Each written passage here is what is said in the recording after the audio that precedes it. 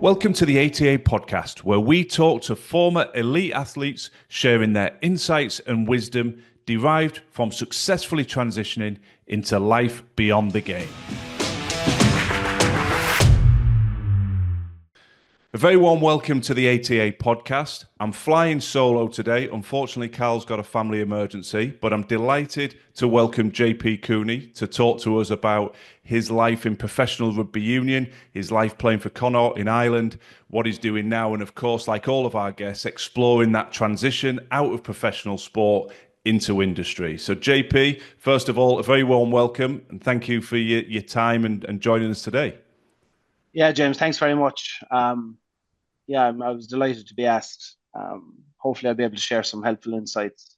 I'm sure you will. I'm sure you will. Well, listen, the first thing we always ask every guest is we've all got humility and we've all got difficulties talking about our own careers. That's universal when we've been guessing. But nonetheless, just to help the listeners, obviously your career was spent playing professional rugby union. We're going to talk predominantly about life after that chapter. But if you look back at that professional chapter of your life, JP, pull out one or two memories for us that just give us an insight into that experience. What brings you a sense of pride now that you're retired when you look back at that chapter and that part of your life? I can answer that one quite easily, James. 2015, 2016 season was the first time Connacht ever won a Pro 12. So that's just for the benefit of people, it's called the URC now, was previously called the Pro 14, and back in 2015, 2016, it was called the Pro 12. So yeah, we finished top of the league. We had a home semi-final against Glasgow, and then went on to beat Leinster in the final in Edinburgh. So that was Fabulous. that was one of my best memories. Also another day we played, I think it was the year previous, maybe 2014, we played Toulouse in the sports grounds here in Connacht. So that's the name of our pitch, sports grounds. Yep. And we beat Toulouse 23-22, or maybe 23-21, I'm not sure. But yeah, that was another good day. I was, delighted to be involved in that. Yeah, love it. Two Titans there. Everybody knows about the history of Leinster, Toulouse, the big operated Connacht. It'd be fair to say they've probably been underdogs more often than not. So when you get those moments and you finish on top, quite understandable why they elicit those memories of pride. Now, obviously, we could talk in depth about all the wonderful things that you did in that chapter. But what we're trying to do through this podcast, we're trying to remove the fear, the trepidation, and for want of a better word, the ignorance that a lot of existing athletes have about what happens next and where do we go next. So give us a sort of brief snapshot of the Connacht journey coming to an end. What your transition timeline look like, what you did, where you are now, and then we'll dive back into that. If you just give us a sort of brief overview, JP. Of course, James, no problem. So I think it was probably November, maybe late October, early November. I was released to play a club game to try and keep my minutes topped up. So I played with Garryowen, Right. which are a club down in Limerick. I played with them when I was down there in college, and I'll never forget. I got a boot in the face, and I had to go back and get my nose stitched up. And when I came back out after getting the stitching, there was literally 3 minutes left on the clock, and Cork Con were laying siege to our line. So I wanted to come back on because they had a scrum. Went into the scrum collapsed, and it's kind of like one of these. I couldn't replicate how the scrum collapsed again if I tried.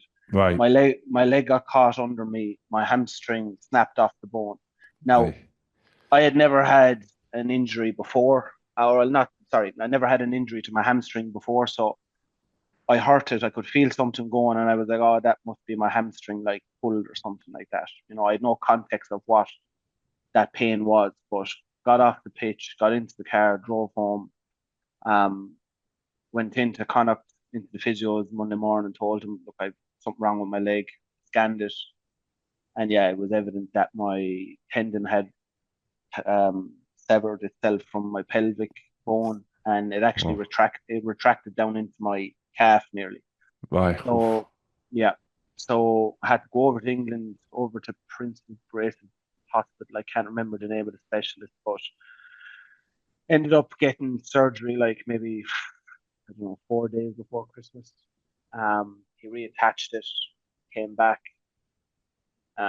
Pretty bad experience, if I'm being honest, trying to rehab it.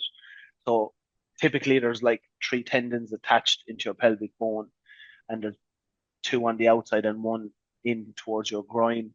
Typically it's two outside ones, or one or the other will go in that scenario, but just so happened for me that it was the one right in beside my groin, which it was complicated. I just, no matter how much I tried, no matter how much I rehabbed it, I just couldn't get the top end strength back into it that'd be required for playing the professional game. I see.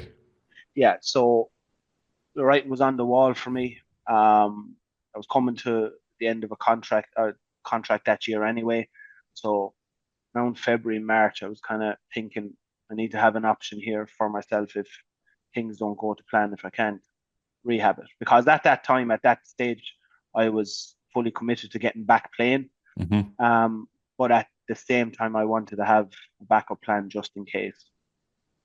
Um, I'm actually a qualified teacher, James. I have I see. a Right. Yeah, I have a physics and chemistry degree. So I had toyed with the idea of going back teaching.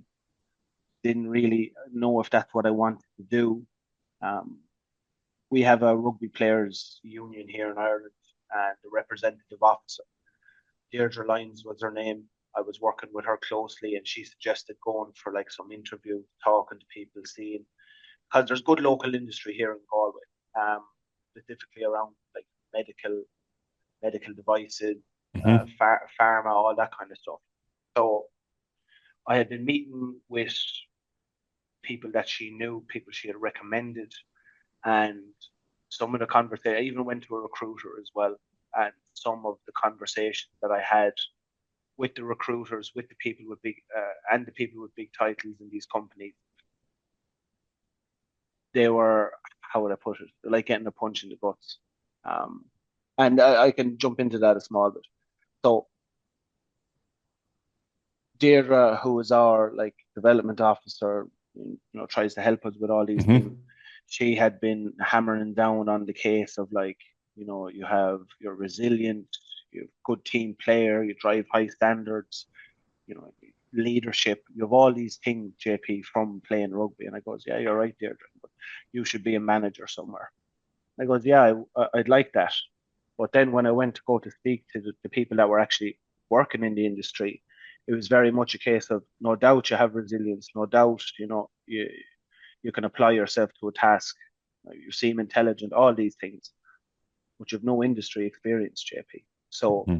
if you want industry experience, if you want to become a manager, we've an option here on our night shift, starting at 8 o'clock in the night and finishing at 8 o'clock in the morning, and not taken away from anyone that worked night shifts, because my own father done it for years, Hmm. to give us the life we had. It wasn't what I wanted for myself. Yeah. Um, so dealing with that misalignment, or my expectation versus what the reality of it was, that was the first thing that was hard to swallow. Yeah, and just Um, I'm just jumping in there, Jerry. I mean, yep, it's a harrowing journey, but yep, this is really insightful and powerful for people listening, because this is the yep, classic unexpected transition story that yep, hinges around injury. You know, yep, you were still in your prime. Yes, you potentially coming out of contract, but an injury like that comes along and you've got to pivot. yep, And then you step into that world of industry. And as you say, perception, reality, misalignment, whatever analogy you want to use, at a yep, time when you're trying to adjust with coming to terms with an injury that's brought your career to an end earlier than you wanted, you're also then trying to deal with the additional pressures of navigating this world of industry. And that's where one of the things we advocate relentlessly is trying to get experience, meeting people, developing yep, your network, exploring potential opportunities long before you need them, to rule as many things out as you're ruling in, but yep, you're not having to go through this eye of the storm that you were in. You're emotionally all over the place. You've just brought one career to an end. You're trying to talk to people about the next step, and they're saying, "Well, night shift," even though you've got the qualifications, etc., that you've talked about. So, just setting that context. That's why it's so powerful. So, yeah, you throw it back to you, JP. Yeah, no problem, James. And everything you've said is perfect summary. Like that, like I'm probably describing a good bit about the actions, like as in methodical. Talk to this person, talk to that person. What I didn't really talk about as well was um, like coming to terms with the fact that my rugby career was finishing Of too. course. Because and I can say this now looking back in hindsight, but when you're training, when you're playing games, when you're walking around town in your Connacht gear, you're with your the squad, you're with your friends, some of the best friends you probably, and when you're in that bubble and then you realize the bubble burst, it's hard to swallow. It's hard to take it because for me, like I was lucky enough that I got a contract straight out of college. Hmm. I finished my college degree first and then went playing rugby. It worked out well for me. Like some people would say, maybe if you were training younger. I was playing underage with Munster. I was in the Munster Academy, but I was dropped out of that when I was about maybe 18. So I just concentrated on playing club rugby and eventually got a chance at professional rugby with Connacht. But it was like that's the only thing I was a rugby player that I, Hmm. and to try and adapt and realize that there's a world outside of rugby. It was something I struggled with. It was, Yeah. I won't pretend I didn't. I did struggle with it, kind of like an identity crisis. There you go. Yeah, that's Um, exactly where I thought you were going to take it, JP. And again, yeah, that's so common, and I appreciate your honesty on it. We often reference an article that we saw Dan Carter talking yeah, about the exact same issue, and we say, well, look, there's one of the biggest, most revered players that's ever played the game, saying how much he struggles. So it's completely natural to struggle. Now, we're going to talk a little bit about what you're doing now, yeah, JP, but that point you just made about being in the bubble, I yeah, think we will circle back to that because this is the classic scenario that we're never ever talking about accelerating people to the end of their career. But particularly with young athletes, rugby players, any discipline, doesn't matter, we're saying the same thing. You think you're invincible when you're young. You think the journey will go on forever. And we sincerely hope it goes on as long as you want it to 10, 15 plus years. We've got Joe Jacobson, one of our ambassadors, JP, played 19 years of professional football. Unbelievable, to be yeah, at that level for that long.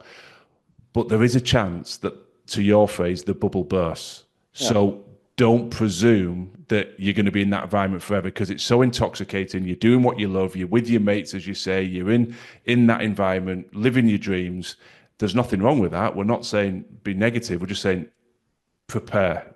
yeah, And that preparation might not be needed for years to come.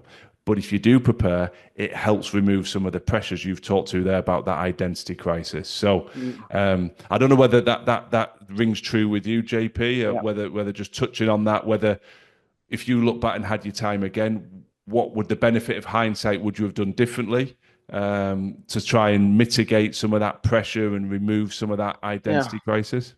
So James, I'll actually throw you a bit of a curveball here because I actually thought that I was very well prepared Right. because unlike some of my peers, like I come from a very working class background. Like my mother and father both had jobs. They weren't anything extravagant, but they were enough to provide for us. And my dad said always instilled in me. He was like, "Get your education first, JP, and you can follow your dreams after that because you have a ground in there." So when I finished college and I went into professional rugby, I always had it in the back of my head that, and I had worked before that. Like I was working in a laboratory down in Limerick. I drove tractors and heavy machinery during my summers. Like I was never afraid to work. No. But but my father always said to me, you know, take a chance at your dream when it comes, but always have it in the back of your head that that'll come to an end someday. But your education or what you've done so far in your life, that's your insurance Yeah. basically for when that day comes. Now, even with me having that prepped and having that thought in the back of my head, I still struggled with it when it came. Yes. I really did. So I look at some of my teammates who dropped out of college to play rugby, or maybe sacrifice something else to go play rugby or to go follow their dreams, and that's great. But I can only imagine how much more difficult it would be for them when that day comes for them. And you mentioned there about people like, you hope, kind of like prepare for the work, but pray for the best. Yeah. Like that fairy tale ending of your ambassador have played football for 19 years. Like I've maybe two or three teammates that I can say retired on their own terms that I've played with. And maybe it's just because of the nature of the sport that we're playing, that it's contact, and yes, players are getting bigger and stronger nowadays. I only know of maybe one or two players that go out on their terms. Most players end up like me, absolutely forced out of it. But anyway, well, we'll come back because I appreciate your sound advice from your dad. You had the education, you had something to fall back on, but it didn't make that intensity of that transition any easier. So obviously there is success. I know where you are now, and you're in that business environment. So tell us where you are now, and a little bit about what you're currently doing. Yeah. So I'm working for Smart Bear Software, which are a Boston-based company. Putting it simply, I sell software. So I initially joined them after rugby as an SDR, which was a sales development representative. So you go in, you learn the trade. It's kind of like serving your time if you were a plumber or electrician. So I was promoted from there to be an account executive, a senior account executive, to a team lead, to a senior team lead, and then promoted last year to an enterprise account executive.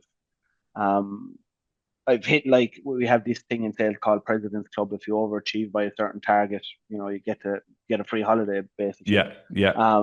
So like I've hit that maybe 4 times. Last year I overachieved in my first year as a enterprise account executive. I overachieved as a percentage of quota, the highest in the whole company. So I was awarded, so I was awarded enterprise account executive of the year. So good for you. I was happy with that one now. Yeah. And are you married, JP? I'm married. I have 3 girls, 5, 2, or 5, 3, and 2. So when you win these holidays, President's Club, do you get to take the whole family? Is that no? It's just, I was going to say that's money in the bank if you're saying Daddy's won another holiday, but if it's just you going away.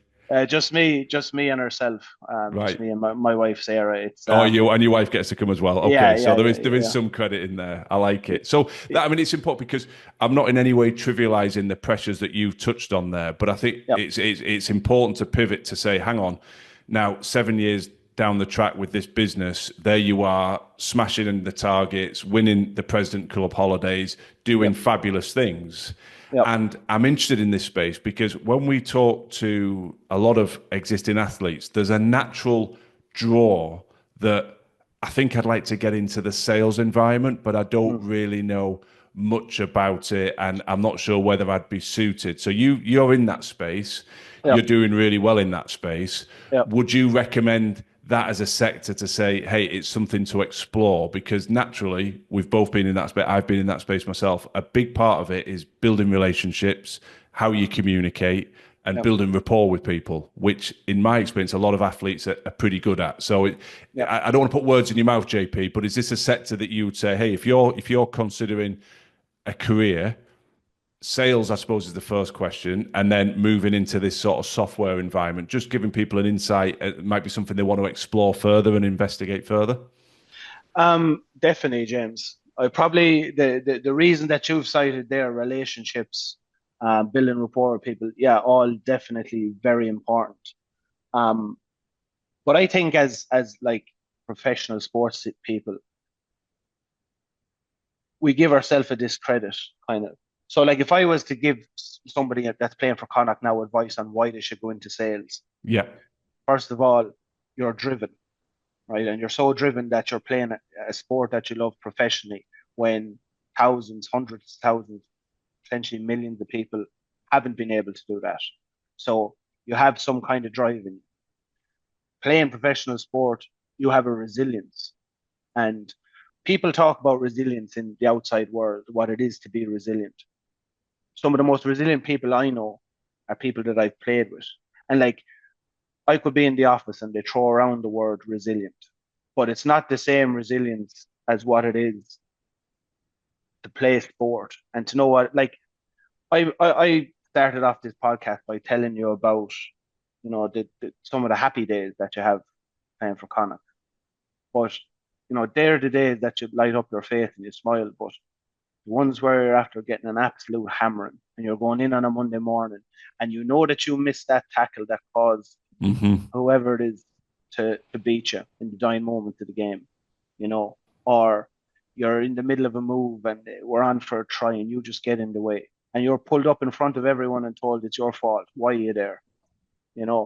Or breaking your arm, you know, getting a kick in the face, getting screws put into your shoulder, whatever it might be.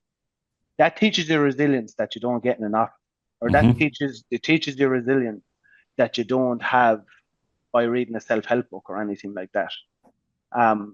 So for people that are in sports, like it's easy for industry people to highlight what you don't have, but what you do have, all those traits, characteristics, they're amplified much more than what I'll call a normal individual walking down the street.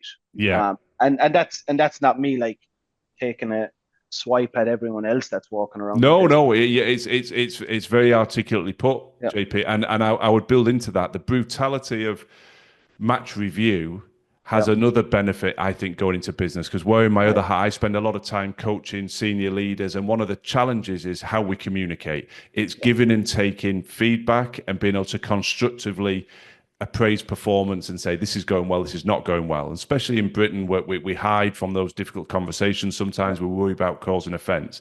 Anybody that's been through what you've just alluded to, a big 60-inch TV on slow-mo or freeze frame when you make a mistake, and it always looks horrendous when it's paused or it's in slow-mo, oh and yeah, you're fatigued and all those things that you remember at the time, it doesn't make that mistake or that error any easier to deal with. But what it does teach you is you give and take feedback every week consistently. This went well, this didn't go well. And I yeah, think that's another X factor. It joins into resilience, but an ability to communicate well and not be intimidated by giving and taking constructive feedback, I think is another X factor for high performers, particularly when they go into sales, because not every day is a great day. But a lot of people that haven't walked the path you have there in that brutal review process yeah, can take offense when there's any feedback that's negative, don't like it, their ego comes into play, they want to be confrontational about it. But you've done that week in, week out for years as part of your natural sporting journey. So that's just, I think you're not taking a swipe at anybody, you're highlighting skill sets and abilities, which I'm reinforcing that a lot of yeah, athletes have that can make them a big success.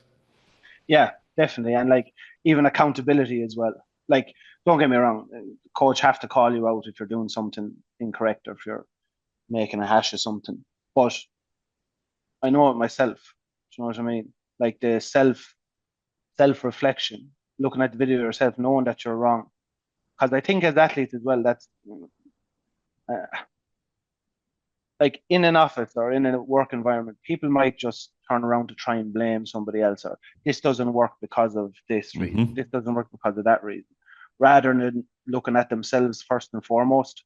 And maybe it mightn't even be specific to rugby or mightn't even be specific to any sport, but self-reflection and the willingness to get better, wanting to get better. Um, like a lot of athletes have that. Yes. And it's invaluable to them because that old saying, if it is to be, it's up to me. You have to look at yourself first. Have to look at your own action, Yeah. and that's what a lot of athletes transitioning out have. It's part of their habit. It's part of their DNA because they wouldn't be getting to such a level within their own discipline without a certain amount of that to begin with. Yeah. No, and I love this. I'm smiling as I'm listening because it's so important that people get tired of hearing from Carl and I when we're doing the coaching and the mentoring, but you're talking about attributes here. You've touched on accountability. I love that phrase you've used there.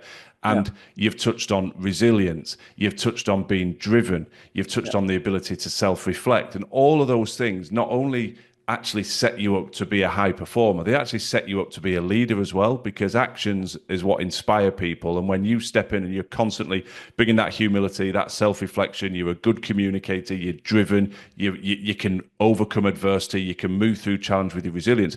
People can't help but be inspired. And so I think you've handled a basket of attributes there that we reinforce all the time, JP, that are going to set you up to succeed, but also set you up to be a leader. I think that's something that we see a lack of confidence sometimes with athletes. Like, I'm just going to come in quietly into this space and I hope I'll do it. Well, no, be you, step into that space, do what you do, and actually you will make an impact and you will have a chance to lead, because people respond to those sort of traits, don't they, that you've alluded to there. And some people will try all their life, to even get some of that. Like, have a bit of resilience, have a bit of accountability, have a bit of self-reflection. And they might work hard at it all their life, but it might not get anywhere near the same level that an athlete walking in off the street will have. Just by their very nature, just by the way they are. Exactly. And when you go to the other end of the spectrum, JP, we talk a lot with business leaders now, trying to actually navigate through the very challenges you first encountered, where it's just, well, you haven't got any experience. Well, that's no different to saying to a young JP the very first time you stood on the side, like, well, you've never played a game. Well, until somebody puts you in the game, you're never going to have played a game. It's the same in business.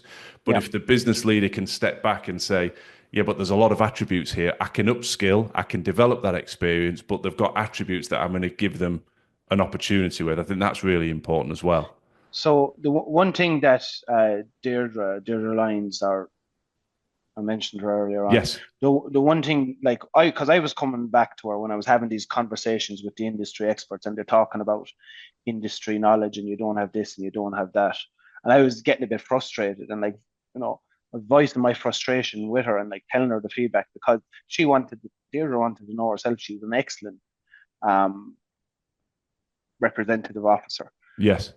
And I was telling her, like, because to me, right, to go in as an SDR, and you have to have a certain amount of humility. I was never on huge money playing rugby anyway, James. Like, as you can imagine, Connacht, they wouldn't have a huge budget or anything like that. But I was in a place where, my last paycheck was coming in June, and I really needed to figure out where the July paycheck was coming from, one way or the other. Yeah. So I was talking to Deirdre about this SDR role, and I said, she was like, the way it was like, I'm actually taking about 3 steps back here, to go back to the very bottom rung of the ladder. And she goes, I appreciate that, JP, but as soon as you start figuring out things and your willingness to learn and your coachability, all the things that you're good at, you might be at the bottom rung of the ladder, but you should climb that ladder very, very quick. And that's something that really stuck with me, because like, you're so unsure about everything. And I said, you know what, I will do this. I'll go in and I'll start at the bottom rung of the ladder. And sure enough, then applying myself to the job and committing to it and wanting to get better, wanting to succeed, all that. Like, it worked out. Like, you had to back yourself. You had to back yourself in that space. And again, it's a great insight. It's a powerful lesson, because our ego comes into play. I don't want to do that. I don't want to go backwards. I don't want to start at the bottom. Yeah. But you took the plunge, you did it, and then you grafted, you came through, and now look, you're sitting in a fabulous position, highly respected, winning awards, hitting all the quotas, exceeding them. So I think there's a powerful story in that, and it's something we hear a lot. And again, just for the benefit of the listeners, one of the things that we encourage people to get in touch and talk to us about is our Success Beyond Sport program, JP, because we're trying to develop industry visibility within a series of core niches, and we're building it out slowly, but we're looking at pharmaceutical sales, roles in the business of sport, the various roles you can have working in the sporting environment, performance or business led, property, entrepreneurship. We've got lots of different avenues. and we're trying to open the door for industry visibility whilst you're still competing, because we think it's really important to start building some of that experience. So when you sit in an interview, you can say, well, I've been playing all these years, but I've also developed some experience. You're building a network. And as I said at the start of the podcast, you get a chance to almost try before you buy. You look at something and go, is that what this is really like? This isn't what I thought it was. This isn't for me. You don't Yeah. then have to jump in with both feet after you retire and make a mistake. So that aside, I want to wind you back to that difficult moment. And is there anything in the benefit of hindsight? And I know you still talk to players now and give them advice.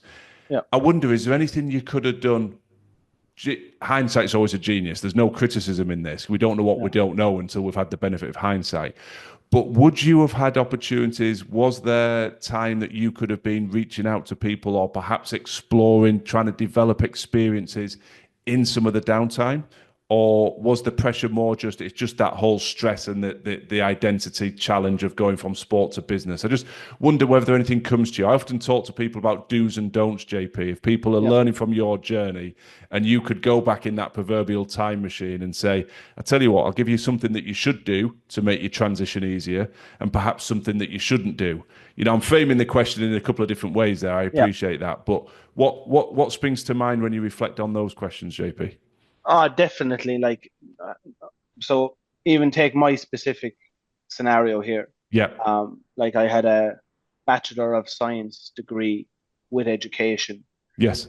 When I started playing rugby, but it's like I kind of parked that and forgot about it. You know, when I started playing, and didn't do much with it. And even if I knew as I went along that I had no interest in teaching or going back teaching, um, I didn't attempt or look at doing anything else either. Um, like obviously enough that like that whole identity crisis and all that. Yeah, that was a big thing. But part of me at the same time was like, JP, you've done nothing here to try and improve yourself while you're playing rugby. Granted, maybe people sacrifice college to play rugby, and you're at a better position than they are, you know, currently. Um, but I didn't really do anything with it. And if that was like, we had Wednesdays off, or Wednesday was a down day, come in, do a bit of stretching, bit of rehab, recovery. Yeah. Monday, Tuesday, Thursday, all hammer and tongs. Even Friday afternoon, depending on the arrangements for the weekend. You know, that might be just a team run with all afternoon. There's definitely opportunities within my calendar where I could have been, you know, talking to people, maybe sitting in with someone for an hour or two to see what they're doing, to see their work, and to maybe understand a bit more about it. Yeah. So that when it does come, like what you mentioned there, James, about try before you buy. Like I went into sales and I was lucky that it just happened to work for me. Clicked. It's not like, Yeah. yeah, it's clicked. Now I also had a bit of a mentality along the way where it's like this, you have to make this work, JP. Yeah. You know. Now I was referred in there by a colleague of mine who I was living with at the time, and he told me, JP, I think you could have a knack for this. You know, you're able to talk, you can connect with people, but you're driven as well. So I was like, look, I'll go with it and see what happens. You know, Yeah. what's the worst thing I can do? You know, go back to teaching if need be. So, and yet here I am, whatever, 7 years later. So Yeah. Well, that's and you've nailed it, JP. You see, I don't ever want to put words in your mouth, but that's the theme that comes through. Anybody that's listened to these episodes consistently probably will find at some point in every single athlete conversation the reference to what are you doing with your downtime. In no way, shape, or form are we saying you should be on your feet working, physically draining yourself every single week in your recovery time. But as you've alluded to, there's opportunities for conversations, there's opportunities to pick up the phone, jump on a Zoom, maybe sit and have a coffee face to face. It's not physically going to drain you or destroy your recovery, but it's building your network. And so forgive me for the people that have listened to a lot of the interviews, but something that came from Joe Jacobson and from a couple of others is that actually start within the sponsor network. Pick up the phone, speak to your commercial or marketing teams in the club, who's involved with the club, who sponsors the club, because they have a desire to be close to the players. There might be no suitable fit, but there might be somebody in there that you can just go and learn from. I know you still speak periodically. If Connacht reach out to you, you'll speak to players. You've had players come in. You've had coaches and players come in and look at the environment. That's exactly what we're talking about, because those players go away. Some of them will have thought, I could do what JP's doing. I like that. Some will have thought, that's not for me. But the experience has allowed that reflection, hasn't it? So I think, that's exactly what we're talking about. And we talked about that off air, JP. So just to reinforce that, you're happy for people to contact you, aren't you, and explore that. And you've brought people and you've brought players in to look at the environment. So James, and you'll probably laugh at me. You'll probably laugh at me when I say this. I'm doing it out of the goodness of my heart to help players maybe that might have been in the same position as me. But the other side of it as well, I'm looking for the next person that's going to crush quota, Of course. because like a lot of the people even that I work with, some of the best account managers I know, they're all sports people. Yep. They're people that have played have represented Galway on a national stage for hurling, people that have played soccer, people that have played Gaelic football at a high level. Yep. So even me being in the business, being in the industry right now, what I'm looking for is my next teammate. Yes. My next person to come in and make our company a better place. Yep. So like it is obviously it's I like helping people, I like talking to people, and I have friends that still play the game. But the other side of it as well is I'm looking for the next person to come in and do what I've done. And I admire your candor, because it's important to listen to, because I get this all the time. Yeah, but they might say no. And I'm nervous about reaching out. And I say, well, hang on a second. There's a win in it for them as well. You're going in, if you're a player still and you go to one of your sponsors, they enjoy being around the players. So there's that element. But to your exact point, I've always said, hey, you make a good impression, you've sowed a seed. Whether you are stepping out the sport in the next 12 months or the next couple of years, they know who you are, and you've sowed a seed that potentially you can go back and there'll be an opportunity there in the future. So back yourself to ask the question. The worst thing anyone's going to say is no, and very rarely will anyone say no for the reasons you've just said.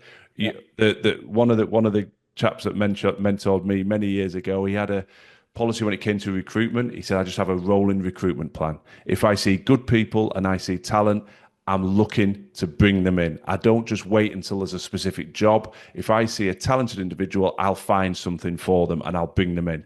And I think that is, to your point, people are looking for talent all the time. So knock on the door and present the talent that you have would be the advice to every athlete out there in the world at the minute, I think. I think so, James. Yeah, you hit the nail on the head there.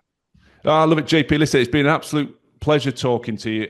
You've obviously done very, very well for yourself as you've moved through this transition. I'm sure people will want to reach out, probably pick your brains, connect with you and ask you follow-up questions. So where's the best place for people to find you? Would that be LinkedIn if people wanted to reach out and connect with you? Yeah, most definitely. You can reach, best place to get me is on LinkedIn, and we can take it from there. Then I'm more than happy to chat over phone or Zoom call, whatever it might be.